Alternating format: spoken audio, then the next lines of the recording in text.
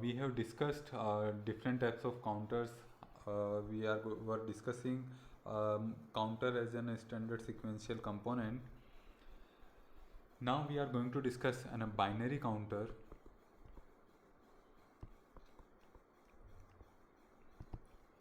with parallel input. So we will discuss an standard sequential module, modulo counter, modulo P counter, and then we will discuss lots of application of this modulo P counter. Okay, so first of all, let me draw a basic block diagram for this modulo P counter. Suppose we are going to discuss a modulo 16 counter. Okay, it might be anything. The value of P might be anything. To understand, we are discussing modulo 16 counter. Okay, so in case of modulo 16 counters, the number of states, number of bit required to represent a state would be 4, right? So in that case, we can have 16 different states. So how this counter and block diagram of this modulo 16 counter would look like? There would be 4 states. So let me represent them as an blocks here. You can write down the states like here. You can represent them with the S0, S1, S2 and S3. So these are your states. You can say this is your output. Although this is not in a conventional manner, generally we write down input at the upper side and output at the downward side, but in case of counter we are going to use this convention. So we will write down the input at the lower end. Fine. So we are having 4-bit input and 4-bit output. As we have discussed, if it's in a modulo 16 counter, we will require 4 bits. So this is your inputs. And all these 4 inputs and outputs can be loaded and stored, can be loaded and retrieved in a one go. That means it's in a parallel out counter. Okay, as we have discussed, there would be an output called as terminal count. In addition to that, there would be a control signal clear. There would be a control signal called load. We have discussed what is the purpose of this signal. In case of register, the purpose of the load is same here as well. There would be a clock and there would be another control signal count enable, right? Okay, so this is a general block diagram of a modulo P counter. In this case we are discussing P equals to 16, so that's why we have used 4 bits. If suppose it's a modulo 32 counter, in that case the number of bits would be 5. That's it. Fine. Okay, what will be the function? Let me write down in this manner.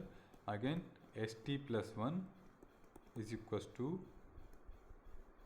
it would be 0. That means all the 4 bits would be 0 if clear equals to 1. As in case of register as well, we have discussed that this clear control signal is asynchronous. And what that mean of the asynchronous? That whenever the clear control signal will become 1, it does not matter when the triggering event will occur in the clock, the state will become 0. All the states will be 0. Fine.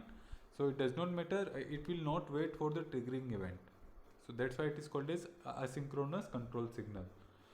Fine. And one more thing, that this control signal have highest priority. Highest priority. What that mean? That means if the clear signal is 1, it does not matter what are the values of other control signals, right? The output would be 0. Fine. So the priority of this clear signal is highest. Okay. Then if LD is equals to 1, fine, that means in all other cases the clear is equals to 0. If LD is equals to 1, that means we want to load the input, so the state would become equals to input. Okay, so combinedly let me represent the input as an I. Fine. So this I would be actually will be comprised of all the bits of input I3 to I0 in this case. Next, if your count or okay, so this CNT, we are representing this count enable as a CNT. So if CNT is equals to 1 and LD is equals to 0, that means we do not want to load the new value, we want to perform the count. So whatever the previous state is will become it will jump to the next state, right? If we want to perform the count, that means it will jump to the next state, and the next state we can write down in this manner. So this is the current state, we will perform +1 and mod p. This will be your next step. Fine. If we want to perform the count, right? Otherwise it will be the same state, right? Otherwise it will be the same state. That means if clear equals to 0, load equals to 0 and count equals to 0, that means we do not want to clear, we do not want to load, and we do not want to count as well. That means we do not want to change our state. Please mention here, please analyze this thing here. The priority, okay, let me write down this control signal here: clear, load and count enable. The priority is highest of this clear, then load, then CNT. That means if the clear is equals to 1, it does not matter what is the value of load and count, right? The output will be 0. If LD is equals to 1, it does not matter what is the value of CNT. The new input will be loaded, right? And the least priority is of count enable. Fine. So this is the priority. Okay, I think now you are you got what is the functionality of a standard binary counter. Okay. Okay. Now we are going to discuss implementation of various counters using this standard modulo P counter. Implementation of various types of modules using modulo 16 counter.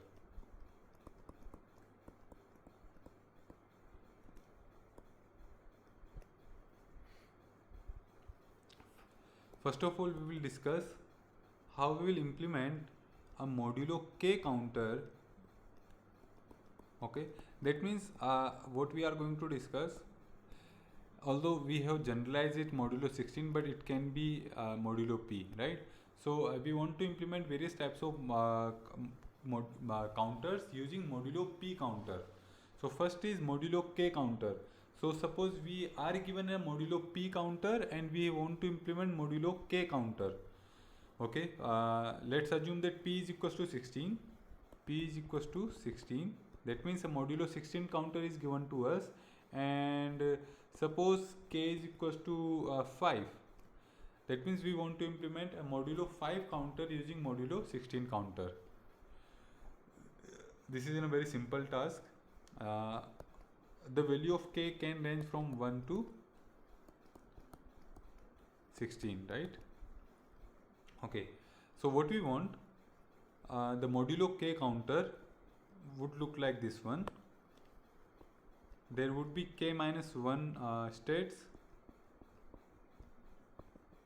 There would be K minus 1 states, same as in case of P counter, there would be P minus 1 states, right? The functionality is same. If the input is 1, it will move to the next. If the input is 1, it will move to the next. If the input is 1 at the K minus 1, the next state would become 0th state. Fine. And as we have mentioned, we are going to use we are going to produce another output called as terminal count. It will be only 1 if we are moving from the last state to the 0th state, right? From if the input is 0, we are going to remain on the same state. and this would be your terminal count, right? The terminal count would be 0 in other cases. So this is your modulo k counter. Now question is how we can implement a modulo k counter using modulo p counter, right? What is the task of modulo p counter? Instead of k minus 1, it goes up to p, right? And then it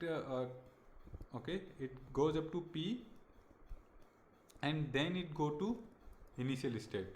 So this is given to us, and we want to implement this k minus 1 counter given this p counter. Okay, so we want to implement this thing.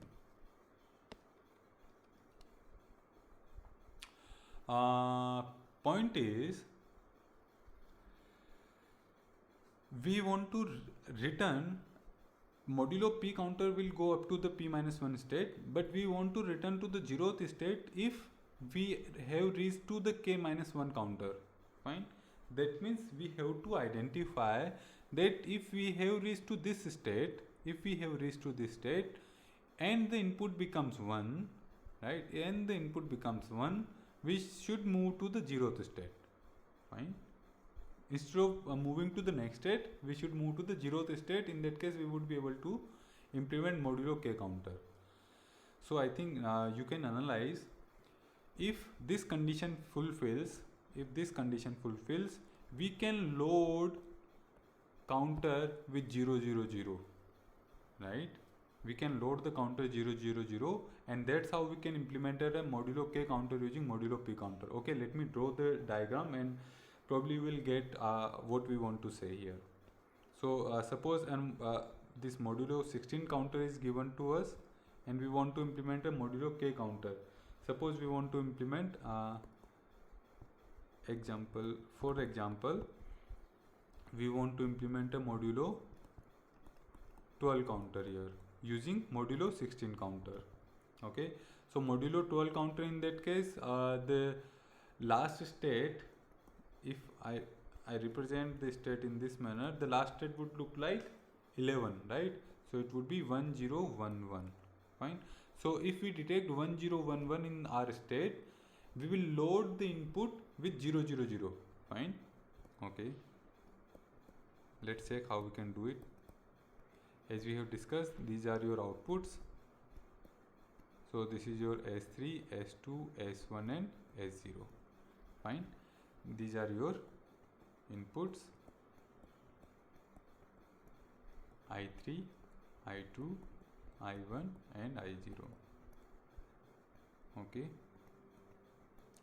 In case of modulo 16 counter, we load the counter with the 0th state, and then we perform the counting sequentially.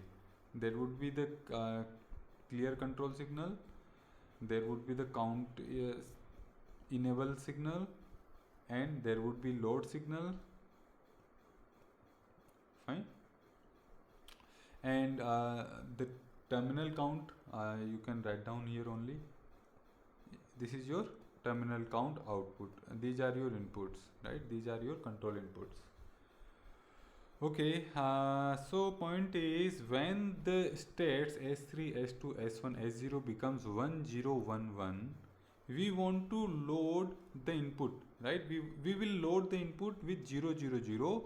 In that case, we will get this modulo k counter, or in this case modulo 12 counter, using this modulo 16 counter. So first of all, we want to identify that this state, we are in this state or not, right? How we can do that? We want to check S3 equals to 1, S2 equals to 0, S1 equals to 1, S0 equals to 1. I think that is very simple here. What you have to do, you can use an AND gate. You can use an AND gate here. Fine. You can use an AND gate here. In that case, you can connect this S3. S2 is 0, so you can use an NOT gate here, and S0, S1. Now this AND gate will produce 1 if your state is 1 0 1 1, right? And what we want, if this is your state, we want the load. That means we will connect this signal here at the load. So what will happen now? Whenever the state will become 1 0 1 1, this AND gate will produce 1, and this 1 will be applied to the load control input. That means the counter will be loaded with the input, and at the input we are applying 0 0 0 0. So now you can analyze this counter will count from 0th state to this state, the 11th state, 11 state. So total there would be 12 states. Fine, right? So that's how we can implement a modulo k counter using modulo 16 counter. Is it okay? Is there any doubt here? Okay, you can post, we can discuss. Next is A to B counter. Again, given modulo P counter, how we can implement A to B counter?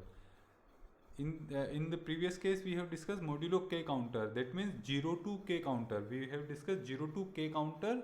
Now we have to discuss A to B counter. I think you should be able to analyze how you can implement an A to B counter using the given modulo P counter or modulo let's say for modulo 16 counter. First of all, let me draw the state diagram, how the state diagram would look like for this A to B counter. The initial state would be A, right? Then it would be A plus 1, and it will go up to B minus 1. Fine, rest of the thing will be same, right? That means if the input is 0, terminal count would be 0 0 0 0. At this case, if the input is 1, it would be the terminal count 1, otherwise 0. That's how the state diagram of an A to B counter would look like. Now, okay, in the previous case we have not discussed that the count enable pin will be loaded with X, right? Why? If you will analyze, the functionality is like this one. If count is equals to 1, in that case it will move, right? It will the next state will be loaded. Fine, not loaded, the counter will jump to the next state. Fine. So in this case we are saying that if the input X is 1, in that case we should move to the next state. So we can easily apply this X at the count enable pin. That means whenever the X will be 1, the counter will jump to the next state, otherwise it will remain on the same state depending on other control signals. Okay, now A to B counter. So I am assuming that you should be able to analyze how you will implement an A to B counter using modulo 16 counter. So okay, let me draw it quickly here now.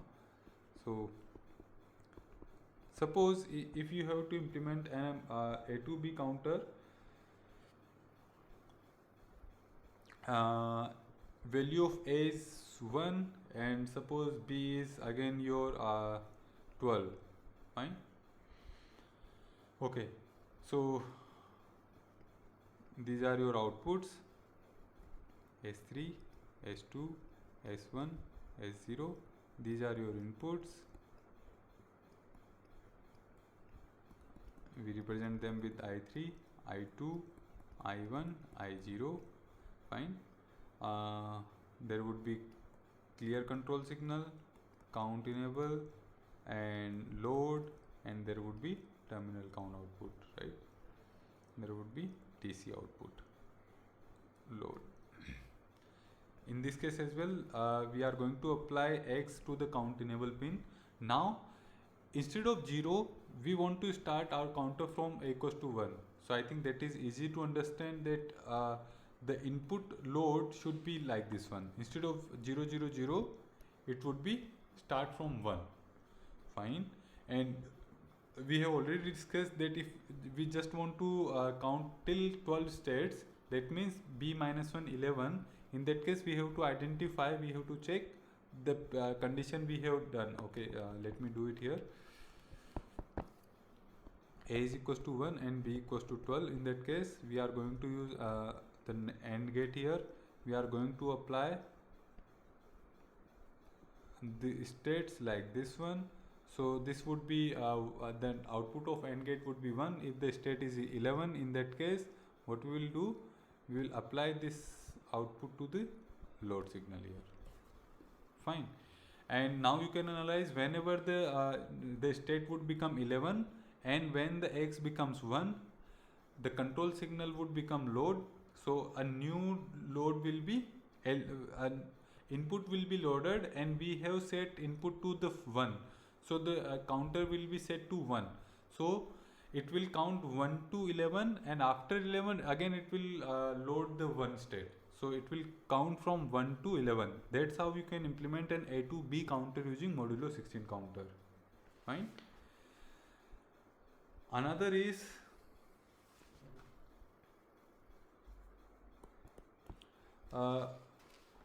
modulo K frequency divider. Modulo K frequency divider.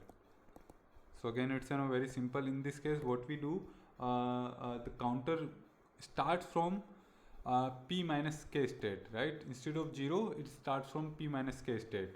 So suppose if we are given a modulo 16 counter, so state diagram would look like this one: 16 minus k to